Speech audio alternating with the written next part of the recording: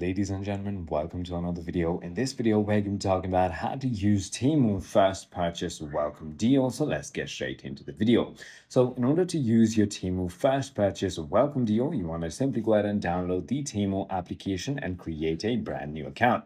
Finally, once you've done that, when you open the application, there should be a first time welcome pop-up that could be usually a spinning wheel or gift box will usually appear on your screen, and all you need to do is tap on get to claim your new user gift. While making a purchase as well, you are also often eligible to pick specific discounted for free items and claiming your welcome rewards. So it is as simple as just opening, and then it will give you a lot of different pop-ups.